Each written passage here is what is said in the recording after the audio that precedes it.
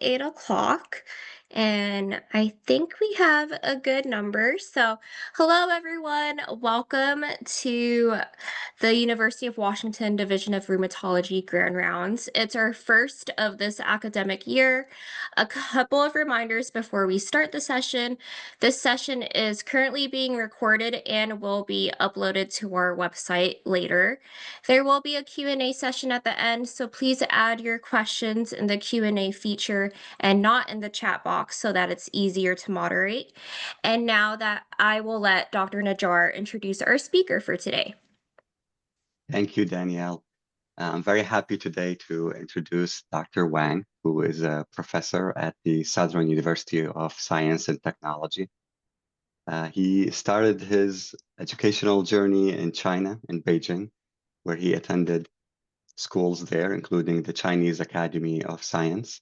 And he did his PhD at Johns Hopkins and then a postdoc at MIT.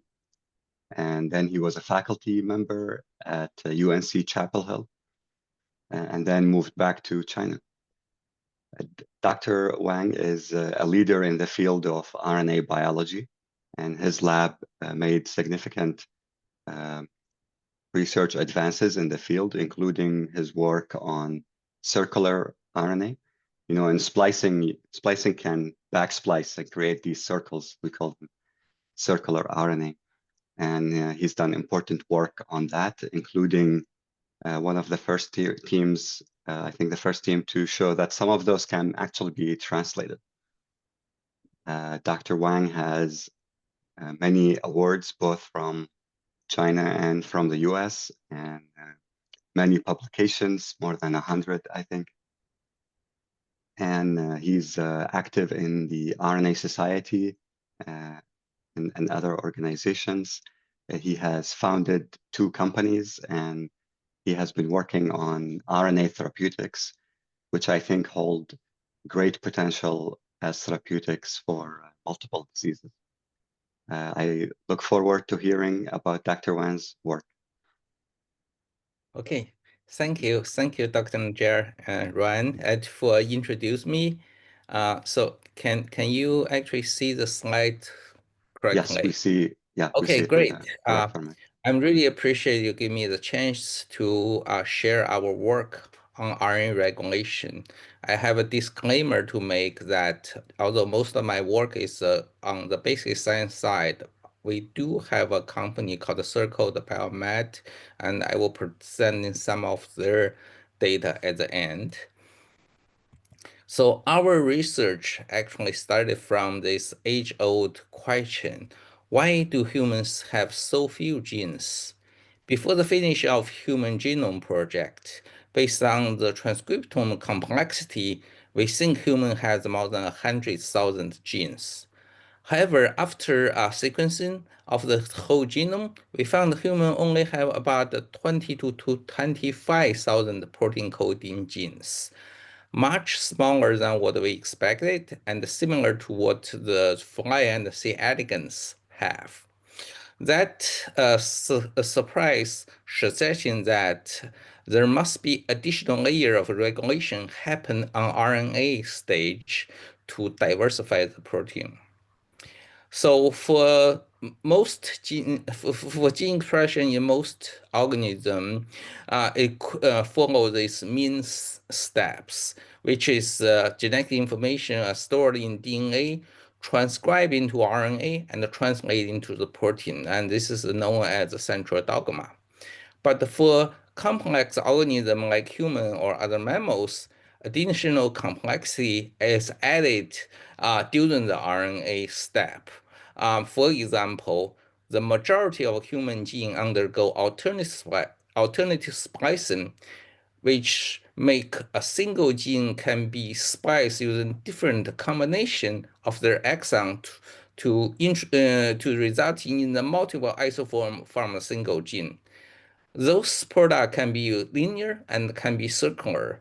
Most of them can be translocated into the cytoplasmid to encode for different proteins or encode for some functional non-coding protein, or some of them non-coding RNAs, and some of them may not have any function. It just make the RNA be quickly degraded. So this regulation is how we started our research. We want to understand what regulates that and how the regulation will affect human biology. So such regulation, including alternative to promote alternative splicing, alternative polymorphisation, and editing, happen on RNA level, can actually make the genome, which contain about 25,000 genes, into about 100,000 different transcripts. And what I also want to show you today is by the regulation in translation step and the post-translation step, the proteome complexity was further increased, resulting in more than 1 million proteins. So the way we study this complex regulation is by using a combination of computational and experimental approach. So basically, our research is mainly data-driven. From analyze the data to gain information, and from the information to gain the knowledge. It's like make a cake. The data is our material, raw material, and we process the material into the information, and we decorate them. We use that information and gain the knowledge.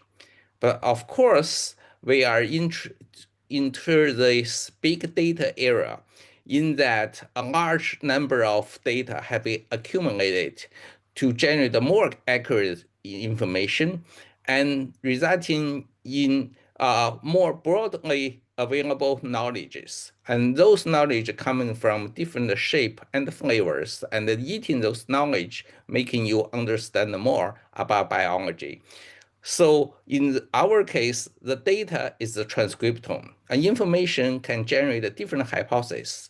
To understand the information, we gain the mechanistic knowledge, and if we accumulate enough knowledge, we gain wisdoms.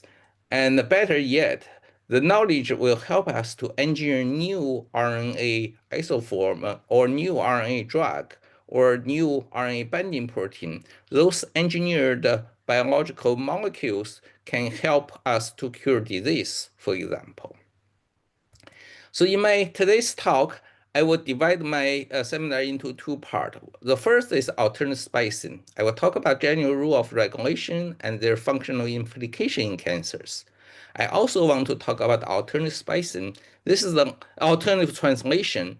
Those are the lessons we learned from studying the translation of circular RNA. And finally, I will touch a little bit upon the application of circular RNA translation. So first splicing. The information for for splicing is mainly encoded at the junction between the intron and exon, known as splice site. During splicing, those splice site was recognized by U1 and U2 SNP. The pairing between U1 and U2 seems to be a critical step. However, if you analyze the splicing specificity, you will find these splice sites only contain about 50% information required for accurately define exon intron boundaries. In addition to the splice sites, there are multiple regulatory cis elements function as splicing silencers or enhancers in the exons or in introns. The way they work is to recruiting transactin splicing factors that either activate or inhibit splicing. Therefore, if you draw an analogy between splicing regulation and the transcription regulation, you can look at the splice site as a core promoter, like a Tata box, versus ESS, EIC splicing enhancer silencers is like transcription factor binding site that recruiting transcription factor to fine-tune this process. However, a major difference between transcription regulation and the splicing regulation is that the activity of cis element and the transactin factors are often contact dependent. What I mean by that is same sequence, for example, G-rich sequence, when you find them in the intron, they function as the intronic splicing enhancers that recruiting HRMPH to enhance splicing of this exon. However, same sequence, if this in the exons, they can recruit the same protein, but instead of enhanced splicing, they inhibit splicing. This happen for almost every type of splicing regulatory elements. Therefore, we need to derive a set of rules we call the splicing code to decipher how the cis regulatory element recruiting transfactors that fine-tune the splicing. To understand those spacing code is not just work from my lab, it's collective work for many labs for quite a while. What my lab is taking is a systematic approach to identify those cis elements first, and then finding the transactor, and then study their interactions. The main approach we are using is to using this reporter assay we developed. We call it FAS, fluorescence active screen. The core is we have this mini gene reporter that has a test exon in the middle. Normally, they will splice into this non-functional transcript, and then we insert a random sequence in the intron. If the intron happen to be II size, intronic splicing silencer, they will cause exon skipping, and you make the cell green. And you can use flow cytometry to sort out those cells and sequence them. By that way, you will, from random sequence, gain about more than 100 of tumors identified as II size. You can align them together and finding out their core motifs and further test their motif to confirm this is exactly the motif, the consensus motif to have the activity. Similarly, you can also do a fast ISE screen. In this case, you get a weak exon, usually not spliced, unless you have an ISE to make them splice into the GFP. And you short the GFP, sequence the random sequence, and then you got a series of hexamers that represent the different ISE groups. So by doing that, you can find each group of ISIs and ISE, and then using this as a bait, you can find what protein factor binding to them. First called our eyes, the relationship between transacting factor and this splicing regulatory elements is not one-to-one interaction. It's multiple-to-multiple interaction that form a complex connectivity map. And we think this is important because it gives certain regulatory plasticity. And next, we're looking at what those splicing factor looks like. And many of them look similar, okay? So most of them have the RNA binding domain, but have a low complexity domain. For example, this group has a protein-rich domain, and this group has a arginine-serine-rich domain. So presumably, all those proteins have a RM domain, and this low complexity domain will potentially work as a splicing regulatory element because RM domain tell them where to bind. And maybe this regulatory domain, this low complexity domain, is the domain to have the functionality. So to test this in a systematic fashion, we derive a reporter in that it's basically like a tester experiment. You got the sequence specifically binding to a puff protein, which is a programmable RNA binding domain. And then you put a selective, you select the subset of this candidate function domain, tether them into the exon or into the intron, and you're looking at how they affect splicing. As a result, you're getting this panel of the data. Some of the factor can, for example, enhance splicing in exon by inhibit splicing in the introns. Some of them is opposite, and some of them always like inhibitor intron, and some of them inhibitor splicing from intron, but enhance from exon. So you're getting this semi-complete map of transacting factors. And then what you can do is to using this data as a training data to develop a machine learning program, try to predict the activity of all those transacting factors.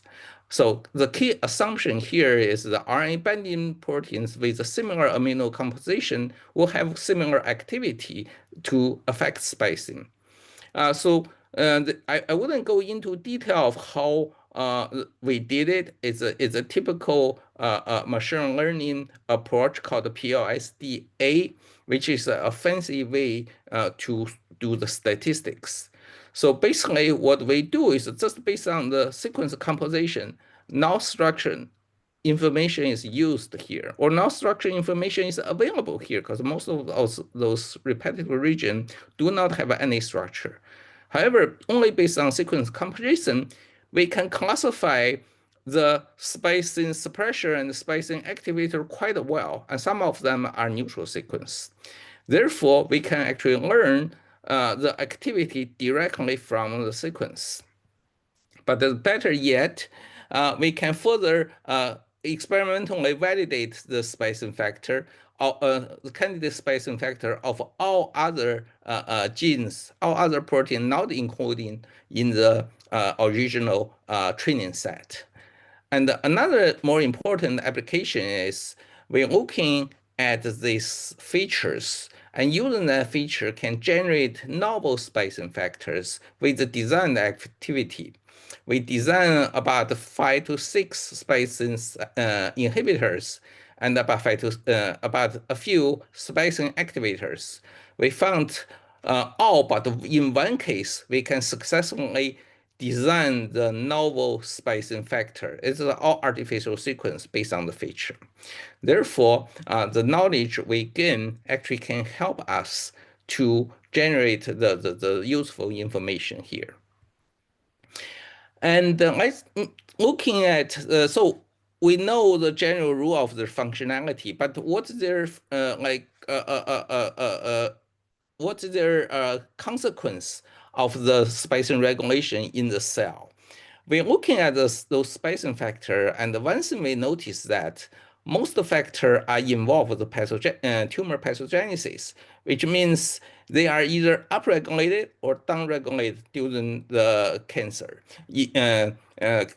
during cancer development compared to the normal cells. Okay, we pick two examples, RBM4 and SFRS1, because those two factors actually inhibit the expression of each other. And we done a lot of experiment to prove that these two factors actually function as a pair of regulator to control hundreds of overlapping alternative splicing events. At the meantime, they also antagonize to each other to control translation. And because this, one factor, RBM4, serve as a tumor suppressor. Another, SRS1, serve as the oncogene. Let me show you one of their target of RBM4, which is this TID4 gene. This is a transcription co-activator involved in the hippo-YAP pathway.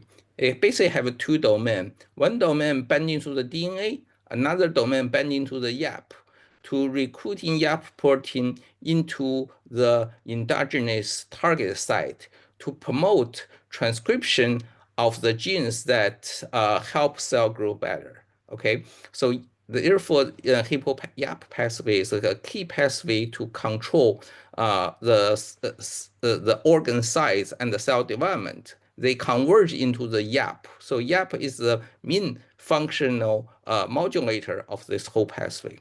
But YAP do not binding DNA through TID4.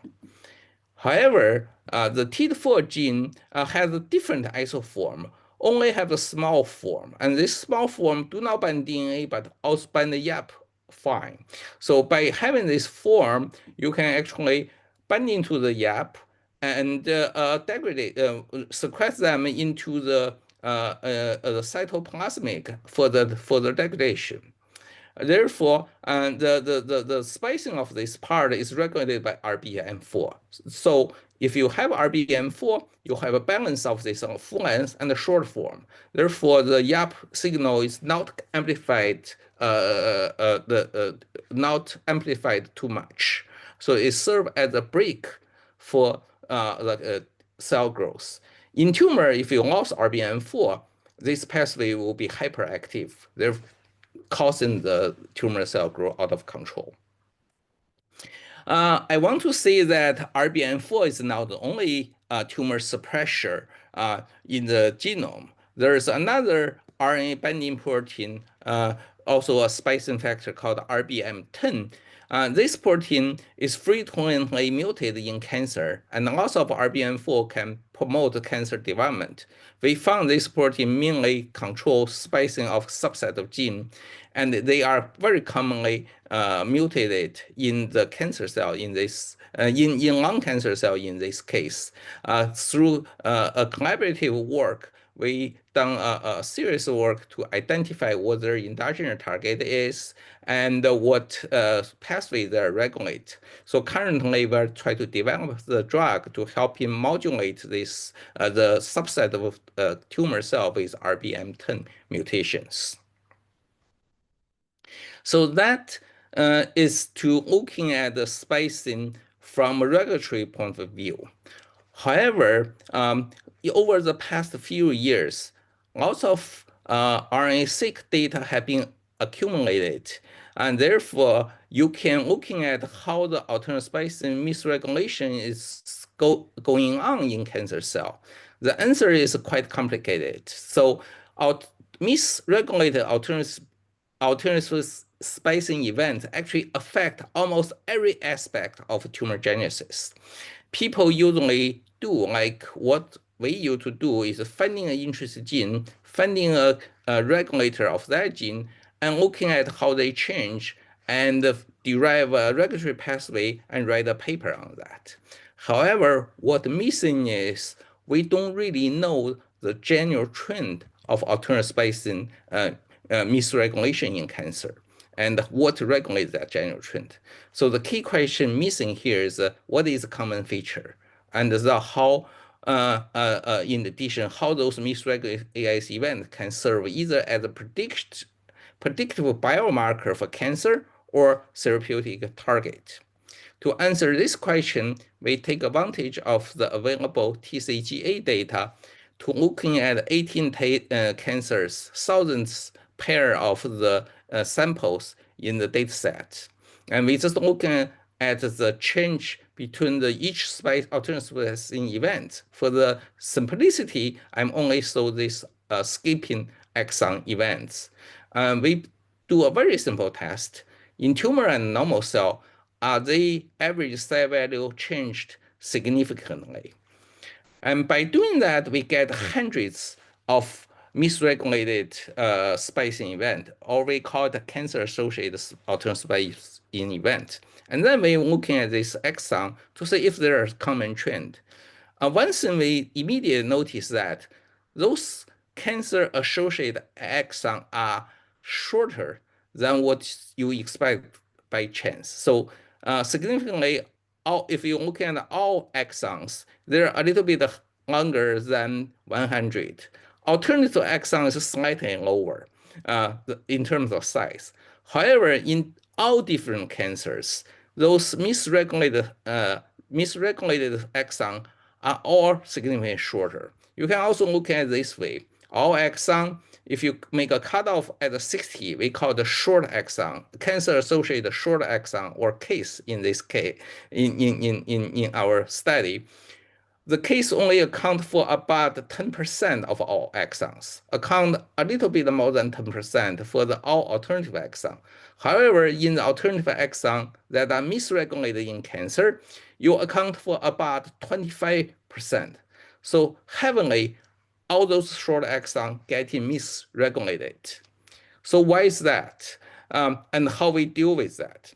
Okay, the first thing we can do is this short exon actually giving us a very good panel to function as a predictor of survival. Because detection of short exon skipping is quite easy using RT-PCR or using microarray. So we derive a panel of 8 exons that are misregulated, getting a very simple risk factor here calculated by combining them together. And you can clearly separate the group of tumor that survive well and have a better survival chance versus a very bad surviving chance. Remember, this is all gene, all tumor, regardless of the type. Usually, if you do any of the regulations, you cannot really get in this nice regulation because all the noise will mix together. But in this case, it's very clear.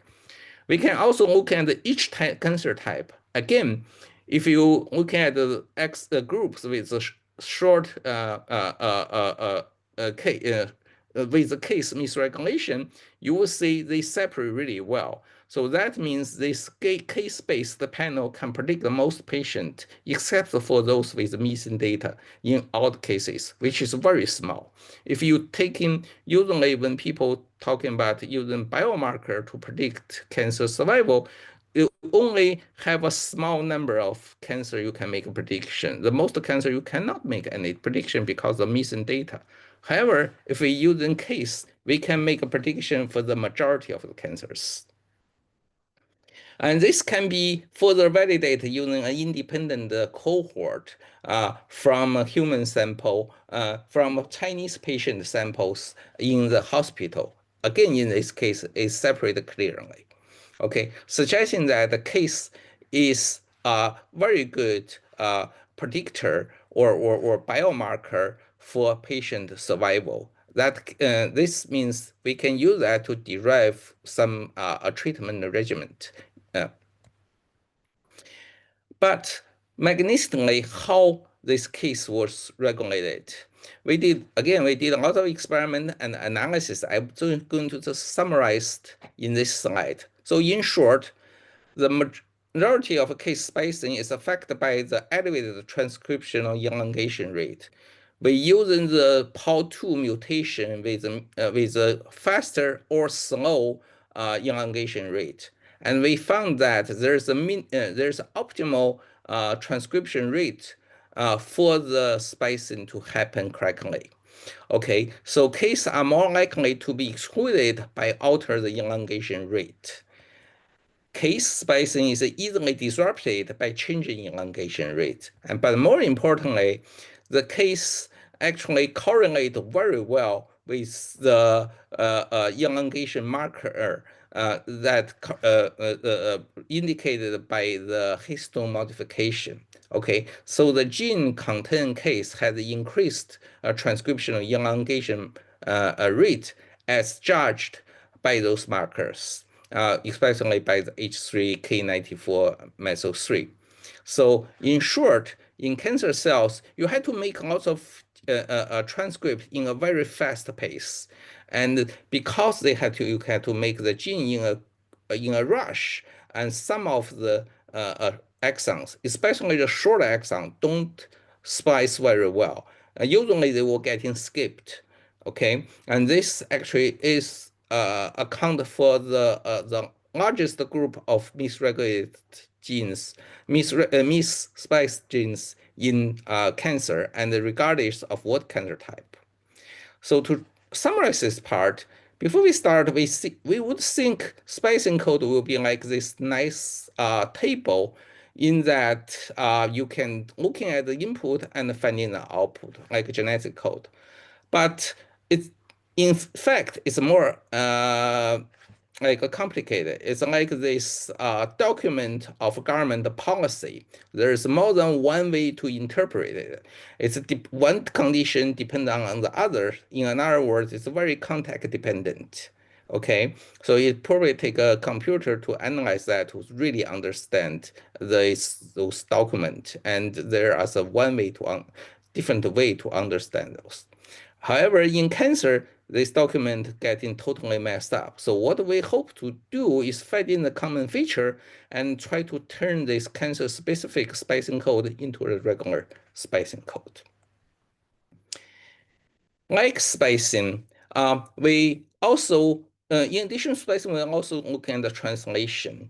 Why is that? It's also starting with our work on splicing. Remember, I told you that the parent between the U1 and the U2 SNRP during early stage of splicing is very important to define splicing products. Okay, so the U1 binding to the 5' spike site, U2 to the 3' spike site. If they parent in this way, you got the long isoform. If they parent in this way, you skip this middle exon, you will getting a short isoform. However, in many cases, the parent is actually backward. We call it back splicing. When that happens, you will getting a circular isoform. Most of the circular RNA will be exposed to the cytoplasmic. They can bind into RNA binding protein or bind into microRNA to play a regulatory role. However, what we want to wonder is since the circular RNA mostly contain the exon sequence, they are in the cytoplasmic compartment, so they are in the right place with the right sequence. So the real question, can they be translated or not? To answer this question, we did a very simple experiment. We make this backsplicing reporter in that this GIP are turned on backwards.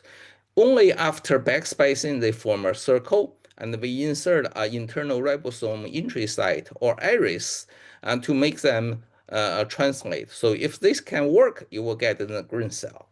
To make long story short, indeed, we see this work. This is the first discovery of circular RNA translation in human cells. And we had to do lots of experiments to convince people that such translation is not due to linear mRNA generated from transcription concatenamers or transsplicing. Okay. But if you look at this model, one thing you notice that this translation heavily depends on iris, which most of the time are reported in the viral genome. Okay, it's quite rare.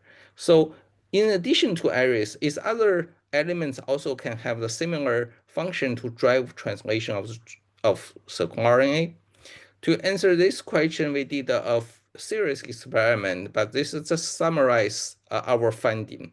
We found that a certain modification of RNA, like N6-methyladenosine, are enriched in circular RNA compared to mRNA.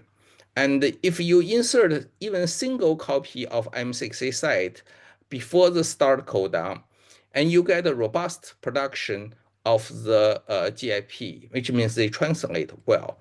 This leading us to drive this model. So the modification actually can recruit transactin factor. In this case, it's the M6A reader, which in turn recruiting translation initiation complex that drive the translation. However, there's a control experiment that we don't quite understand, which is this data. In this case, even if we mutate all the methylated adenosine, there's no methyl adenosine site in here. However, you still have trace amount of translation, unless you remove all the A and making this totally GU rich, okay? So the data between these two means that, the difference between those two means that there must be additional sequence can help to drive in circular RNA translation. So to identify those new sequences that drive circular translation, we use a similar approach I showed you before for the screening. We get a reporter.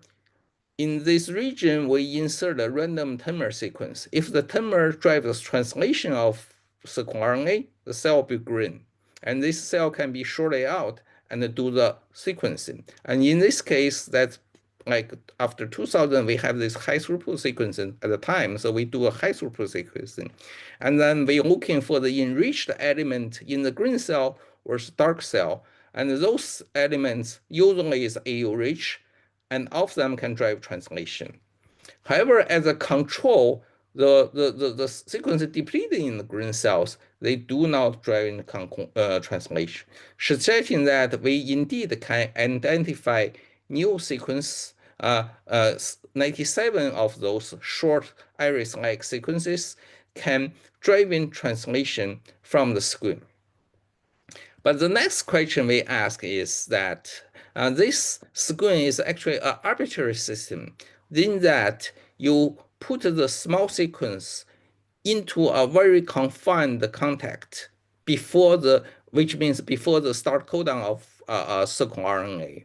Okay, so that means you can drive the translation in a reporter, but it doesn't necessarily mean it can drive translation in the endogenous content.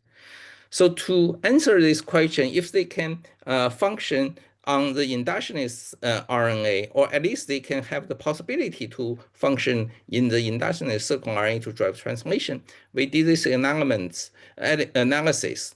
We count the hexamer, all hexamers, or the enriched hexamer or depleted hexamer in the linear RNA.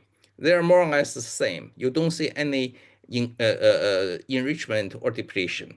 However, if you look at the circRNA contact, you will see that the sequences helping circRNA translation will be enriched in the native circRNA, suggesting that during evolution, those elements are positively selected in the circRNA, strongly suggests that at least some of them must function in driving translation of endogenous circRNA. However, those iris-like elements are very abundant. Remember I told you we found 97 of iris-like iris-like short elements. Those, if you look at the whole universe, you have 497 hexamers in total. 97 divided by 4,000 equal to about 2%, which means any sequence longer than 100 nucleotide will likely have these iris-like short elements. Most endogenous circRNA is higher, longer than that. Okay, so the endogenous circRNA will have some sequence to drive the translation. They don't really need the iris. That's our conclusion. And we have actually done the experiment to derive a circRNA with only content the coding sequence. And sure enough, we found that they can use some internal sequence to drive translation. And this data is published, but I want to emphasize the surprise and the implication of this finding. This is actually quite a surprise even nowadays to us. In addition to identify this cis-element-driven translation, we also use an RNA pull-down to identify transactin factors that may promote circRNA translation. We found, of course, there's many RNA processing factors, some of the M6A binding site, and some of the translation initiation factor.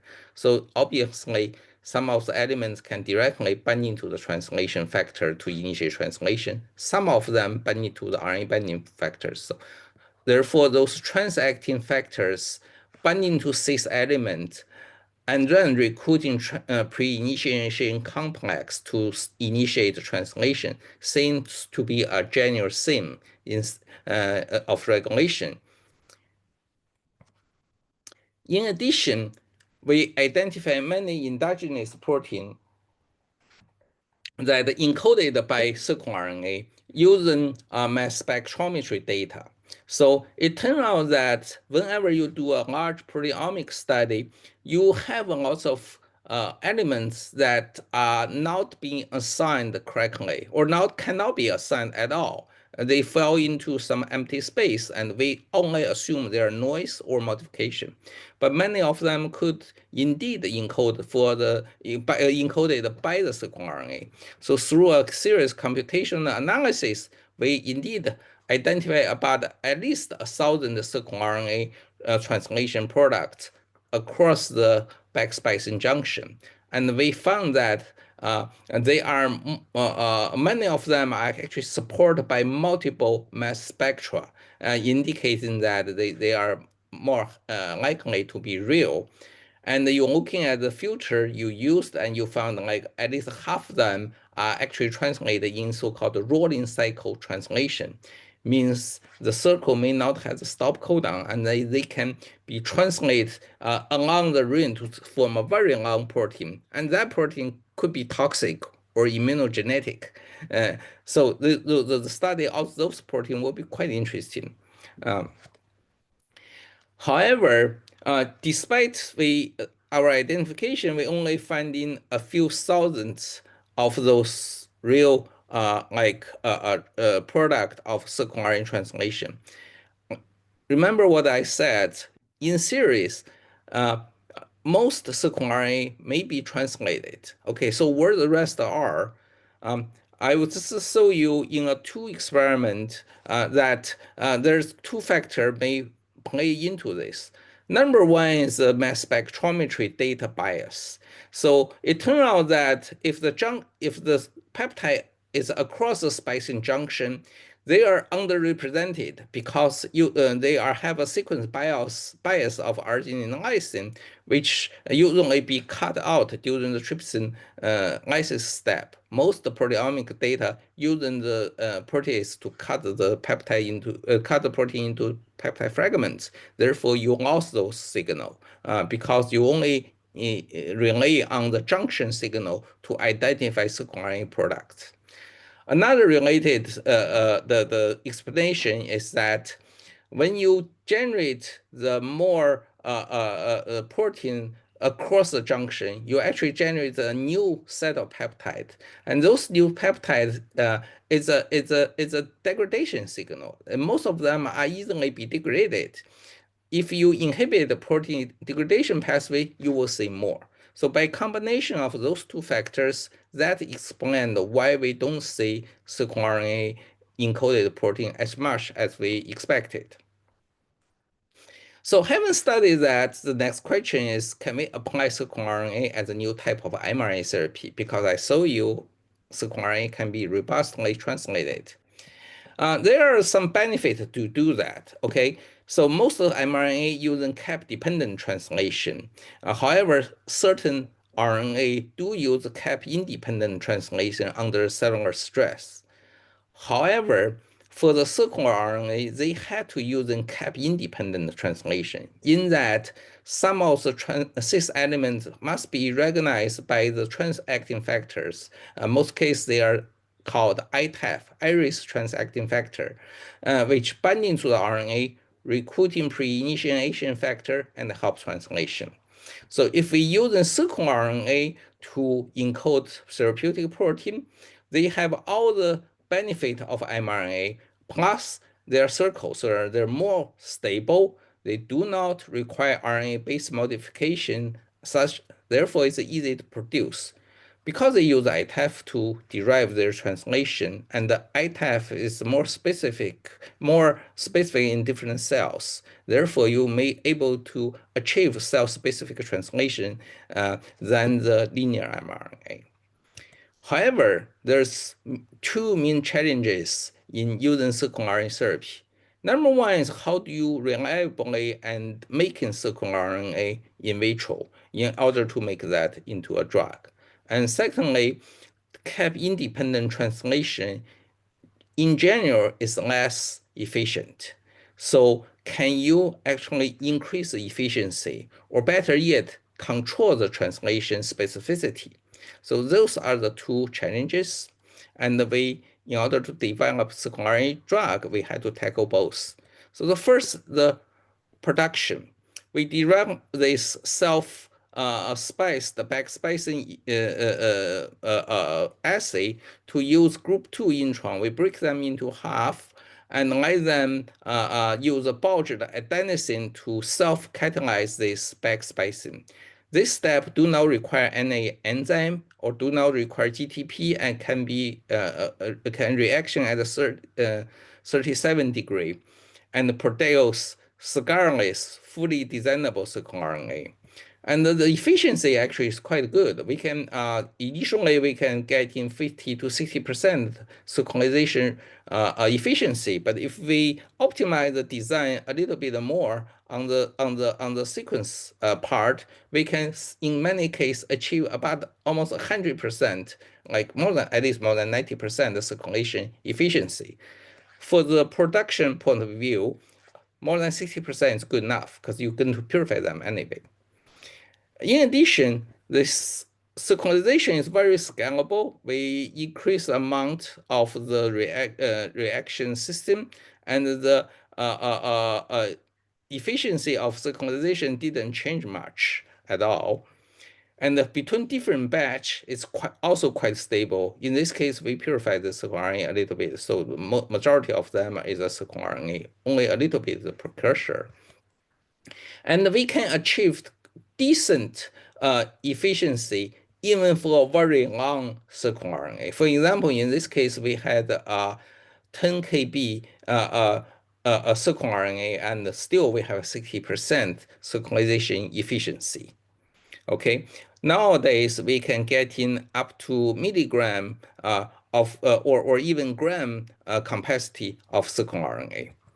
And then for the second part, because I saw you, we have been spent lots of time on understanding what cis regulatory elements can control circular RNA translation.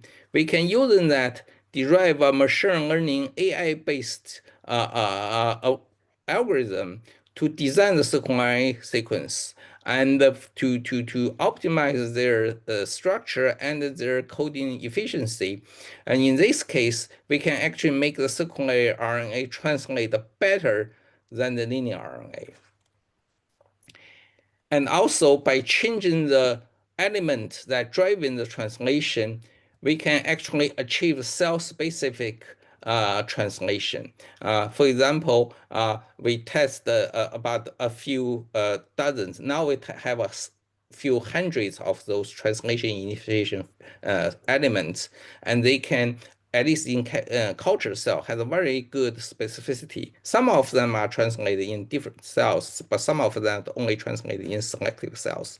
This gave us a repertoire to choose from, and also gave us additional data to train our model. So this slide is about like 2 years old, but now we get much better. I'm showing here is if you encapsulate the circRNA using standard LNP liquid nanoparticle formulation, circRNA at the same dosage will express better than the modified linear mRNA. In this case, circRNA is optimized by our algorithm, whereas mRNA using exactly coding sequence and using the commonly optimized the 5' and the 3' UTR. In other words, we using the 5' and the 3' UTR of the COVID vaccine, which is actually pretty good already. So in both cases, we can actually get in about about a 10-fold expression level, and which actually lasts longer. So longer and higher expression using circRNA than the linear RNA. And in certain cases, for example, for the local injection into the under the skin, we actually can get in about a month of very reliable expression, and that actually just a result from the single dose injection, intradermal injection, and therefore also this giving a longer therapeutic window, which again helping you derive a better drug. So in terms of circRNA drugs, there's two main categories. One is mRNA vaccine, another is mRNA therapeutics. So vaccine need a robust expression of antigens in antigen-presenting cells. Therefore, mRNA were doing just fine because they produce protein very quickly, and they don't produce very long, but very quickly. And a certain degree of RNA autoimmunity is actually tolerated or even good because they have the self-adjuvating activity. However, for the therapeutic purpose, you want a longer expression of targeted in the target tissue. You need minimal autoimmunity, and better you have a tissue-specific translation. And this is more important for the therapy than for the vaccine. In this case, circular RNA will definitely do better in the vaccine, in the therapeutics. But I will argue they do equally well in the vaccine. To prove my point, we use circular as a new platform to test our ability in using the COVID vaccine, which means RBD dimer domain of S protein. And we use different dose compared to mRNA sequence, and we found that we can get in efficient induction of antibody titer within with 1/10 of the dosage. And we get the right T cell response, and we get the long expression, long production of the antibody up to half a year. We can also use circular RNA to derive multivalent vaccine against the monkeypox virus. In this case, we use circular RNA to encode 4 different antigens and mix them together, and we get in pretty potent activity in protecting the animal from infection. So those papers are published already. If you can check it out if you're interested. So the summary of the part is circular RNA function as well as mRNA in terms of making vaccine, but maybe it's cheaper because they don't have the requirement for the modification. And in addition, circular RNA will be a better platform technology for the therapeutic protein expression. In this case, we using that to try to test our capacity using this heart disease model. So myocardial infarction or called heart attack usually require coronary artery bypass surgery or CABG surgery, okay? Otherwise, the patient will die. So this is still the leading cause of industrial country.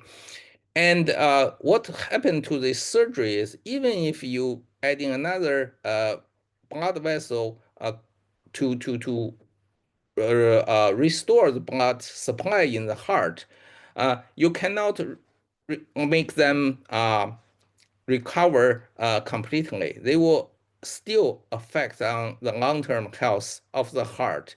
The region lost the blood vessel will eventually die, or once they lost it, they lost it. Okay, so we know the VEGF can stimulate new blood vessel growth. Therefore, they can repair the heart by promoting angiogenesis, promoting new blood vessel grow into those regions. So we using circular RNA to encode VEGF, and we prove that circular RNA has a longer and stronger expression than the mRNA in the human cardiomyocyte, in the primary rat cardiomyocyte, and the mouse heart. In addition, we use the mini pig as a model. We block the blood flow of the heart to make the part of their heart die, and this happened in day minus in day minus 13. And after 2 weeks, the heart will very weak. They lost the blood supply, and then at day 0, we add in a single dose of circular RNA. So we add in a single dose of circular RNA encoding VEGF, and we looking at the recover of the blood flow. And by 7 days after the admission of RNA drug, you see partial recover, and you see much better recover up to about a month. Okay, suggesting that it taking a small window of time, like a few weeks, but the heart will recover quite well compared to the vector control. This actually is Moderna had done similar experiment before the COVID using mRNA, and they didn't really find any change on day 7. But after 2 months, they finding slightly increase of the heart recovery. So our data is obviously better than those. So we carry out a human trial on this data because this makes sense, and this is obviously a unmet medical need. Okay, so I'm very happy to tell you that we have done a first human trial in September of last year, and this is actually first time a circular RNA drug has been injected into the human body. And so far, there are 3 patients have been taken into this treatment through IIT, investigator-initiated trial. All the 3 patients recover quite well. And the phase 1 clinical trial is approved both in China and the US. And this is a trial is ongoing, and this is the only trial is carried out in both countries. And we want to see how they perform, and we are very eager to see the result. In addition to VEGF, we also use circular RNA to inject and to generate in vivo CAR T. So the idea is quite simple. You use circular RNA to encode the CAR genes, and you inject into the bloodstream.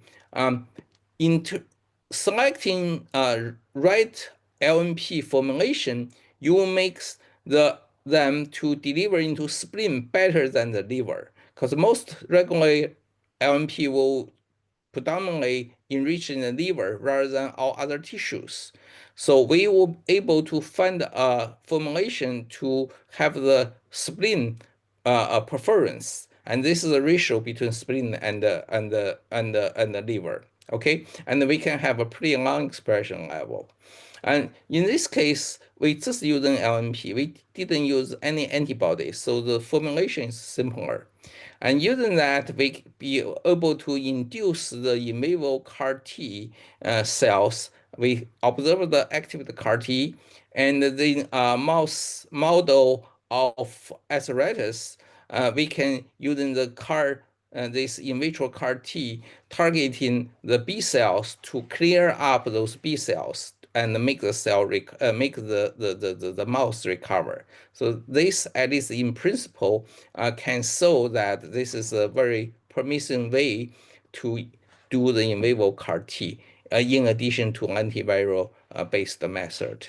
And currently, this method being tested, this formulation being tested in the non-human primate, and the data shows very promising.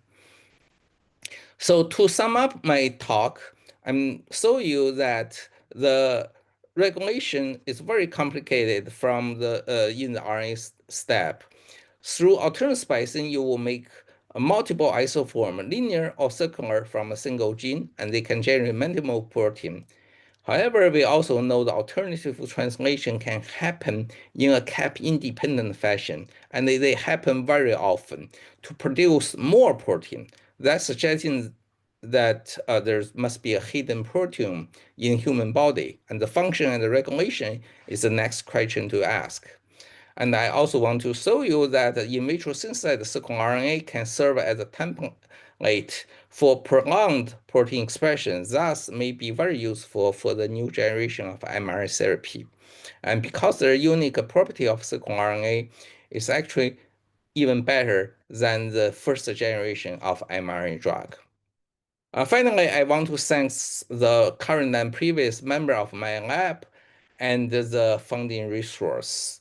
My lab has moved from Shanghai to Shenzhen, the city very close to Hong Kong, in the southern China, and I'm very eager to recruit new students and the postdoc to join our lab. So if you are interested, please give me an email, and I will be very happy to talk with you.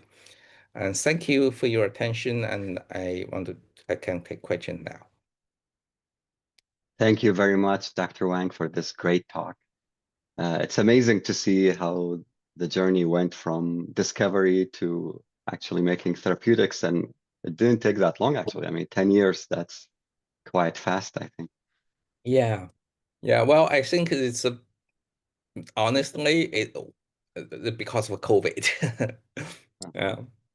Oh, And that makes sense. yeah, I think the whole this is probably the only good thing come out of this pandemic. It's like they bring RNA therapy into reality. Mm. And now it's Yeah, a exciting time to working on RNA medicine. Yeah. yes, yes. I think RNA is the future. So we have a question from Thomas Mustelin. Can you predict which mRNA splicing factors are to blame if a cell has an abnormal mRNA splicing pattern in a disease? Um, yes, there's a multiple way to identify protein regulators if we know the genes that are misspliced. For example, you can use a pull down of the mutation and the regular form, see what protein binding to them. And you can also perform associations analysis to see if any misregulated splicing factor is correlated with this misspliced gene. So if you have a thousand of a sample, the inclusion level of that isoform probably correlate with other factors, other regulatory factors, and this is what we usually do to initially get a idea, and then of course you have to test that by experiment using a reporter. Yeah. Are you assuming here that there is a mutation? Because I know a lot of the work is from cancer Lots biology, of or is them, that both actually, lots of them do not have mutation. But okay? if you have the mutation, that's easier. If you do not have the mutation, then you have to looking at for example, transcription rate, look at epigenetic marker to see what affects that. Also, yeah, they are way. We now I didn't have time to show here. We actually have a foundational model of RNA to try to predict what splicing pattern will be.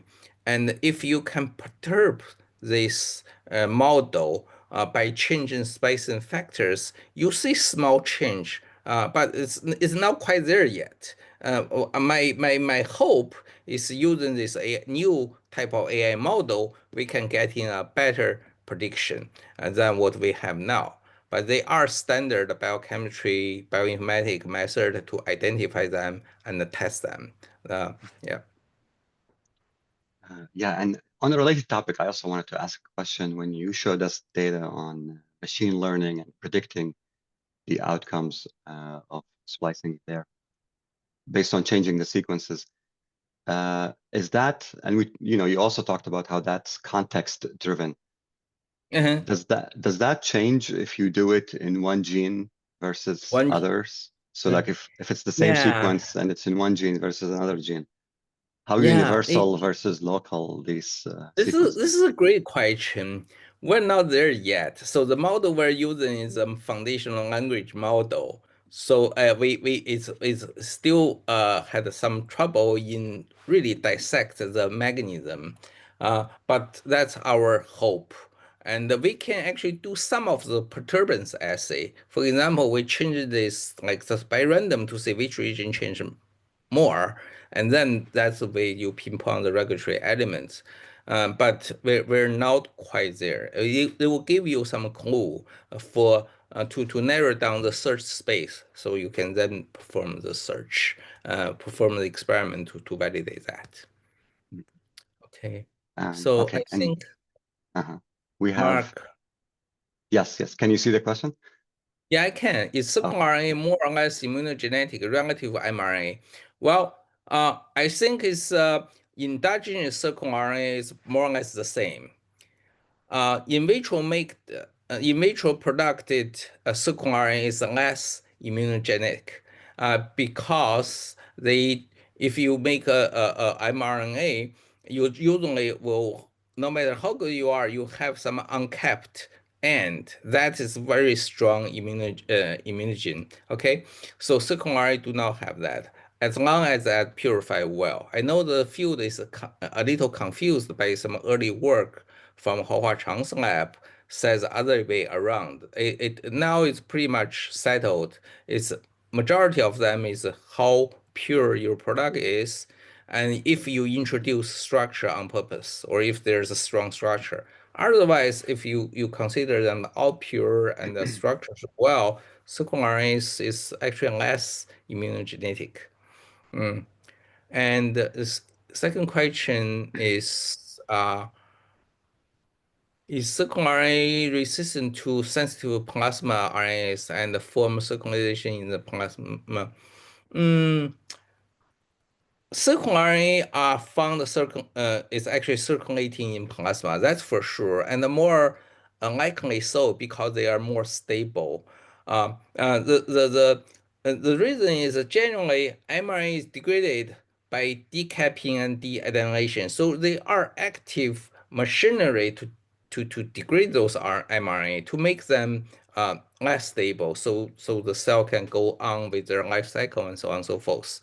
It seems that this active mechanism is lacking. So the exonuclease mechanism is lacking. You initiate from endonuclease degradation.